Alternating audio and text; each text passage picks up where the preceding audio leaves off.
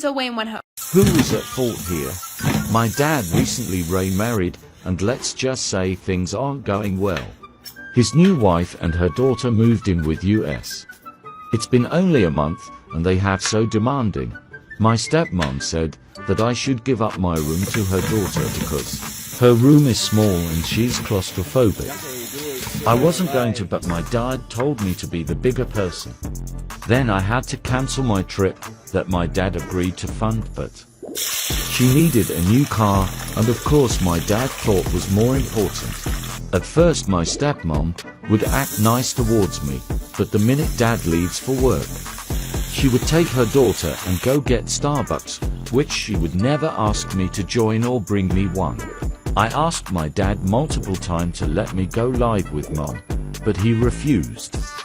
One day I lost it completely when my stepmom kicked me and my friends out of the house, which I told my dad about, and he was confused as well. But what I did next made her ask for divorce. Part 2. What got me so mad was when she started lying. My dad was going to take us out for dinner and told us to be ready at 8. I wanted to take a quick nap, so I asked her to wake me up when dad arrives. She never woke me up, and in fact she lied to my dad, saying that I didn't want to go to dinner with them.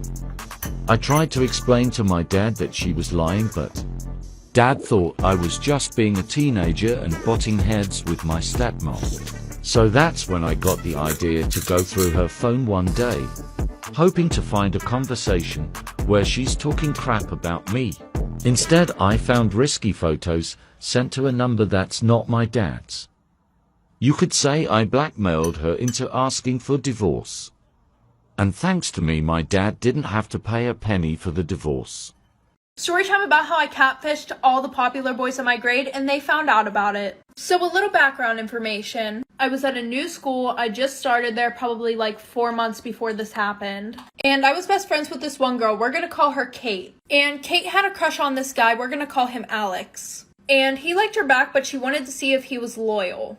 Well, at least that's what it was supposed to be at first. But then he started to actually fall in love with this bitch. So then I started feeling bad and I told my friend that I just wanted to end it right there. And she was like, no, let's keep going. This is so funny. Mind you, this was the boy that she liked.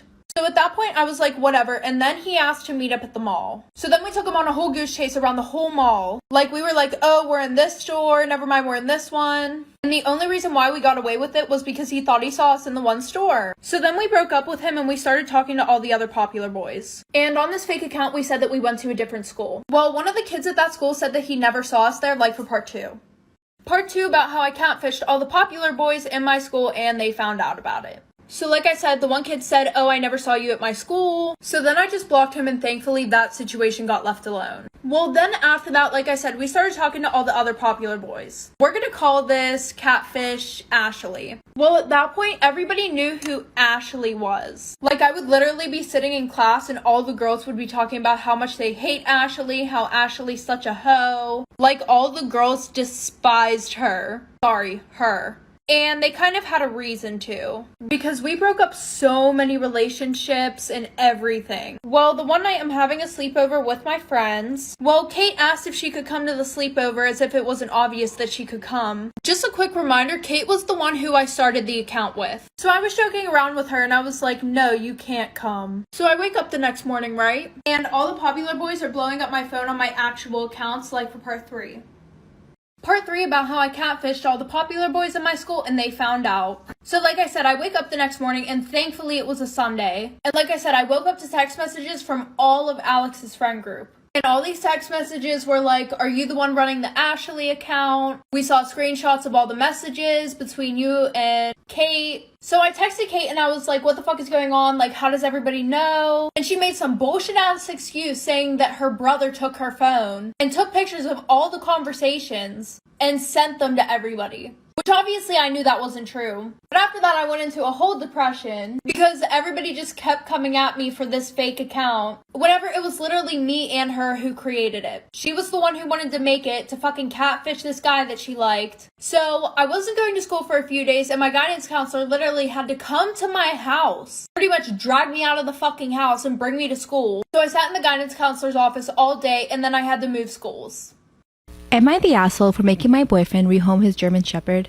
Me and my boyfriend have been together since we were in university. We're both 23 and recently moved in together. We both went to our local university, so we both lived at home so we'd be able to save money. Around a year after we started dating, my boyfriend got a German Shepherd puppy. I've never been a fan of German Shepherds, but I'm a dog lover, so I wasn't going to tell him not to get one when we weren't even living together yet. When we moved in, my dislike of German Shepherd was confirmed. The dog leaves hair all over the place, barks whenever someone walks by our house, needs extreme amounts of exercise. I could go on for hours. However, I was willing to put up with it since my boyfriend had otherwise trained him well. I now realize how stupid that was since the dog breed seems to have problems regardless of how well it's trained. I recently got a Rottweiler puppy, and to say that I formed a bond with him would be an understatement. The German Shepherd, on the other hand, didn't take too kindly to the puppy and would have made its disdain for the dog known. Me and my boyfriend took the dog to the vet to see where the issue could come from, and she told us that some German Shepherds just don't get along with other dogs. My boyfriend suggested that we may have to rehome my puppy due to his puppy's disdain of him, and he could still find a good home since he was only 5 months.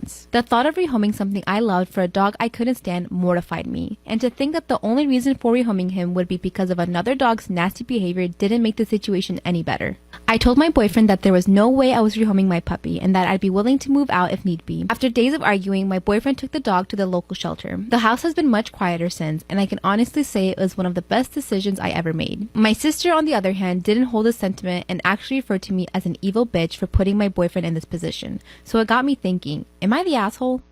Am I the asshole for trying to prove if someone's boobs are fake? One of my 30 female close friends, male 30, went on a date with this girl. The next day, we all went to the gym and he was raving about her body, especially her chest. I took one good look at her and proceeded to tell my friend that her boobs were most definitely fake. I could tell right away that they were a bit too perfect to be real. My friend then asked if it's because I've seen her naked before in the locker room. I actually haven't, but that doesn't matter. He begs me to find out if they're fake or not, but I refuse. The problem is, now that I put the thought into his head, he doesn't want to date her anymore. A few days later, I was in the sauna at the gym when my friend's date, Sidra, walks in. I overhear her telling her friend how she went on this amazing first date, and he asked her out on a second date, but out of nowhere calls and cancels and says he doesn't want to see her again. I scoff loudly and apologize for eavesdropping on their conversation. She then starts removing her towel while introducing herself to me. I got up to shake her hand, but lost my balance and fell right into her while my hands grabbed onto her chest to break my fall. And, well, they're most definitely real. I then tell my friend Jerry about what happened at the gym, and he freaks out because he canceled his date based on my assumption. I feel really bad for making the assumption first, but Jerry is also at fault for canceling a date over such a simple matter. To find out what happens next, tune into Seinfeld, coming to Netflix October 1st.